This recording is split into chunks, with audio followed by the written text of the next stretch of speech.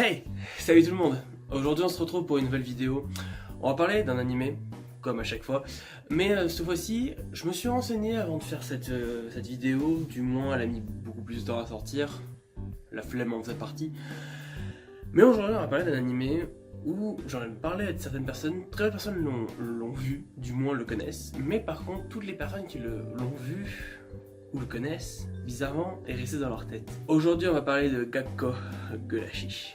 C'est un manga de type seinen écrit par Norimitsu Keiho et dessiné par Satoru Shiba. C'est un manga édité dans les magazines en mai 2012 par le magazine manga Time Kirara Forward.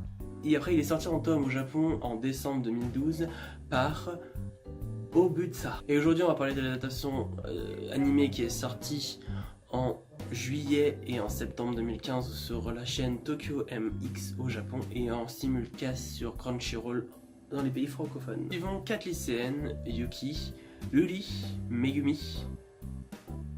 Non, je dis de la merde. Yuki, Yuri, Miki et Kurumi. Yuki, Yuri, Miki, Kurumi. Yuki, Yuri, Miki, Kurumi. Nous suivons 4. Maintenant, place au synopsis. Nous suivons 4 lycéennes qui se prénomment Yuki, Yuri, Miki et... j'ai mangé le dernier. Kurumi. Nous lui suivons au quotidien dans leur lycée, mais en fait il s'est passé une tragédie. Une bombe nucléaire, ou du moins une expérience, a explosé et a rendu la totalité de la population en zombies. Et elles devront vivre dans ce lycée pour survivre. Et Yuki a subi un traumatisme et malheureusement, elle ne voit la vie comme elle était auparavant. C'est-à-dire qu'elle, l'épidémie n'a jamais existé. Elles vont devoir coexister tous ensemble pour survivre à cet apocalypse zombie. Cet animé, qu'est-ce que j'en ai pensé?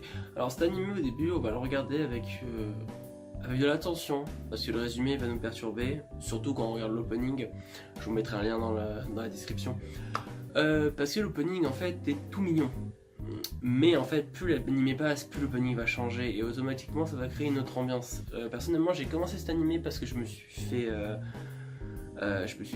on va dire spoil, c'était pas vraiment un spoil, mais en gros j'ai regardé l'opening avec une amie, j'espère qu'elle se reconnaîtra, Mamzelle Gabi, avec elle, chez elle, et on est tombé sur l'opening, et en fait c'était un opening avec les deux similitudes, le premier épisode et le dernier épisode.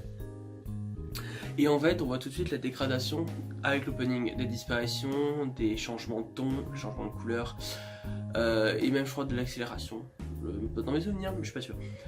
Du coup, à partir de là, l'opening m'a pas mal intrigué et surtout que des 3 personnes m'en avaient parlé. 2-3 personnes m'en avaient parlé. Du coup, automatiquement, je suis passé à le regarder avec intérêt. Et là, gros dilemme qui se pose à moi. Est-ce que c'est un animé classique, ou un animé intéressant, ou un animé complètement pas prévu? Et bah, il est un peu dans tout ça. En gros, c'est un animé où le début est intéressant, un tranche tout à fait classique. Mais il se transforme vite en un truc vachement gore, mine de rien, parce qu'on suit quand même des lycéennes. Quand on se met dans la peau de ces personnes-là, on a tout de suite de la crainte pour les personnages, peur de leur ressenti, vachement de tout. Mine de rien, au Japon, actuellement, nous avons 8 tomes, à avoir peut-être plus si je vous dis pas de bêtises. Chez nous, nous n'avons pas, nous avons que l'animé. Mais du coup, l'animé apporte quoi au lore du manga? Malheureusement, vu que je n'ai pas lu le manga, je ne pourrais pas vous dire. Mais l'animé est plutôt long, prend vachement au cœur. Les personnages sont attachants, mais limite certains plus agaçants que l'autre. Surtout Yuki, malheureusement, reste un peu agaçante sur les bords. Et surtout, nous avons ce personnage mystère, mine de rien. Le professeur qui donne encore les cours à ses élèves, malgré ça, Mademoiselle Megumi. L'anime est bon, pas dans sa narration est plutôt classique, il n'y aura pas de changement minime ou même ultra important. C'est un anime depuis sympa à regarder, mais en fait tu vas vite être perturbé, mine de rien, parce que l'anime va te faire comprendre qu'une apocalypse, ça peut mal se finir pour certains persos, ou moins certaines personnes, et surtout pour des lycéennes. Elles arrivent à gérer le truc, il y a eu des traumatismes pour pas mal d'élèves, c'est vraiment battant. surtout la fin est badant en fait. La fin te prend aux tripes et prend son sujet au bout. Et surtout à la fin tu comprends quelque chose que tu te dis c'est inévitable malheureusement. Qu'est-ce que j'ai pensé de l'animation du coup de ce manga? Encore un animé très très beau, rien à redire sur cet animé, pas de planche moche dans mes souvenirs. Je l'ai vu il y a pas mal longtemps quand même mine de rien, vu que je travaille sur l'autre vidéo en ce moment même. Du coup c'est un animé où j'ai passé un agréable moment devant. Les OST sont très sympas, l'opening je l'écoute encore, l'opening est très mignon et la musique est entraînante. Du coup, automatiquement, tu ne vas pas l'oublier. Vraiment pas l'oublier. C'est très sympa, c'est vraiment très très sympa. Les seiyuu sont de qualité, surtout les seiyuu au moment de la peur, de la crainte. Les seiyuu savent te parler très clairement. Il y a des scènes où vraiment elles sont tendues, où elles sont pas bien, et bah tu vas rester jusqu'au bout. Tu vas croire à leur jeu, mais comme jamais. Elles ont peur, c'est des enfants. Elles ont, si je dis pas de bêtises, elles doivent avoir, allez, 15-16 ans. Et mais à la limite, je crois la plus jeune, je crois qu'elle a peut-être 14. Des enfants, du coup t'as vraiment peur pour elles. Et c'est pas rassurant. Mine de rien, ce n'est vraiment pas du tout rassurant. Mais l'animé reste, on va dire, à regarder.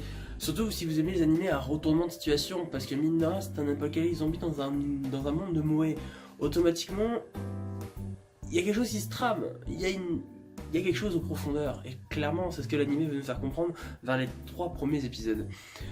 Et qu'on comprend bien que tout ça ne s'est pas arrivé du jour au lendemain, il s'est passé quelque chose, et ça, qu'à la fin on le comprend. C'est un animé que je recommande, vraiment pour les personnes qui aiment les tranches de vie, mais surtout avec un background derrière qui est prononcé, tu vas pas savoir ce qui va se passer dès le premier épisode, tu ne connais pas les personnages, tu vas apprendre à les connaître au bout d'un moment, et c'est là que l'animé prend, on va dire, tout son sens. Du coup je recommande vraiment beaucoup de personnes à aller le voir, c'est un animé beau, très joli, avec pas mal d'émotions, à voir, vraiment à voir, mais à une exception près, sur la prochaine vidéo qui va arriver, celui-là il sera absolument à aller voir. Voilà, merci encore d'avoir regardé cette vidéo, j'espère qu'elle vous aura plu, n'hésitez pas à me commenter, à liker pour avoir plus de retours de vous si possible. J'ai mis énormément à sortir cette vidéo, je m'excuse, j'ai eu un moment de latence, si on va dire quelqu'un m'a un peu reboosté, du coup je suis plutôt content. Je vais essayer de me lancer un peu plus régulièrement dans les vidéos, je sais qu'il y en a beaucoup qui essaient de me soutenir, je sais qu'il y en a beaucoup qui les attendent, mine de rien, ces vidéos. Même des personnes qui ne regardent pas beaucoup, du coup ça fait plaisir. J'ai eu des très très bons retours sur mes premières vidéos, du coup je continuerai encore à en sortir, j'ai quelques vidéos encore de côté. Mais du coup continuons encore ce petit jeu entre nous, des indices sur la prochaine vidéo. Pour la prochaine vidéo, j'aurais envie de vous en donner 3 parce que je sais pas si ces 2-là va aider à déterminer ça, mine de rien, cet animé. Les indices que je vais vous donner vont être un autre monde et la perte d'un être cher. J'espère que ça vous plaira, j'espère que vous allez deviner dans les commentaires, je compte sur vous. C'était le Poulailler, c'était Goya, c'était Nagoya. Allez, ciao!